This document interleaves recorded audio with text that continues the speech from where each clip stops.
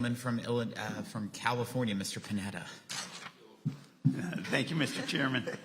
Appreciate that, Ranking Member. Mr. Hearn, Mr. Lucas, thank you for this opportunity to be here in Oklahoma in your state. I appreciate that. Again, my name is Jimmy Panetta. I come from the Central Coast of California, where we do have a lot of beauty, as you can imagine, but we also got a lot of bounty.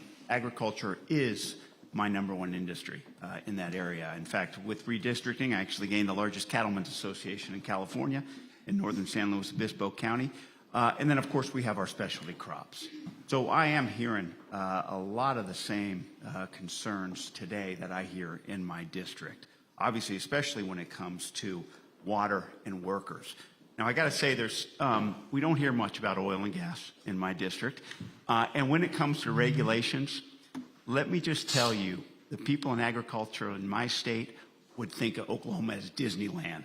Okay, let me just make that clear. All right, so take that for what it's worth.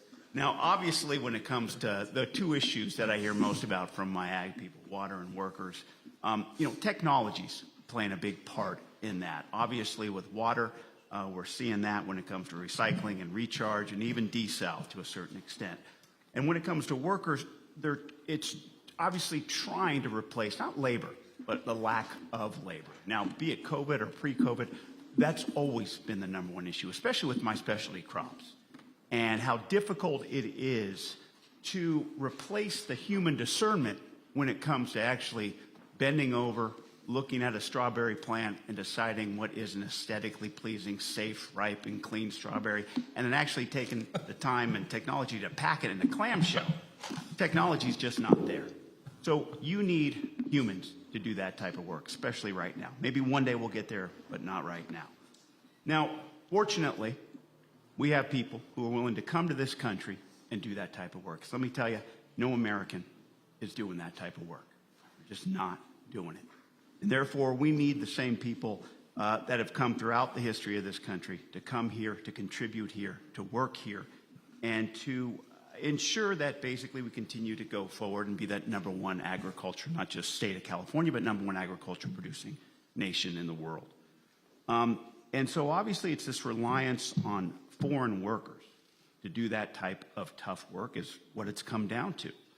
And so I was wondering, I hadn't heard much talk about that in your lines of work. I mean, do you have foreign workers who are coming in and filling those tough jobs that no Americans are willing to do? Mr. Mills.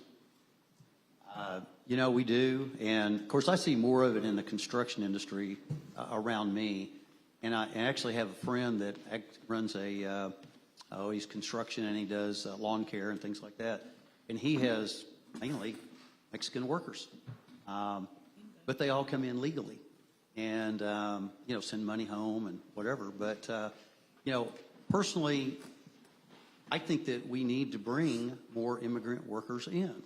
Legally is the key, though. I welcome them. Hey, if you'll come in and be productive citizens of our society, pay your share, welcome. Open the doors. Right. Mr. Mills, are you familiar with the H-2A system? I am. Okay. And would you encourage an increasing of that system? I would. Okay. I think it's a good program. Right. Thank you. And then, Mr. Jackson, obviously, in your line of work, you rely on foreign workers? We do not, and most of our work is done by hand, so I would be in favor of anything that would help increase automation to better train those employees, but also to help us be more efficient as the large packers are able to do. Understood. Thank you. Let me just pivot over to Ms. Katz. Obviously, Mr. Schweiker alluded to this in his questioning in regards to some of the issues keeping people out of work, and that being opioids. As what has cost, I think, now it's 80,000 lives in 2021. So, Ms. Katz, when it comes to opioids, I know that in my district, they want to increase access to medication-assisted treatment, specifically buprenorphine, also known as Suboxone. I know a lot of my doctors have asked for that. How does access to that medication-assisted treatment impact communities in Oklahoma, including the workforce? I think any time we can help our workforce access care, any type of care that they need. I don't think it's our job to regulate that, what care they're getting within a doctor's office. So I think anytime they can access that care, we're supportive of it. And I do believe that there's some mental health pieces there that need to be lifted up, that there's a lot of, there's a lack of care in Oklahoma specifically around opioids and substance abuse. Thank you.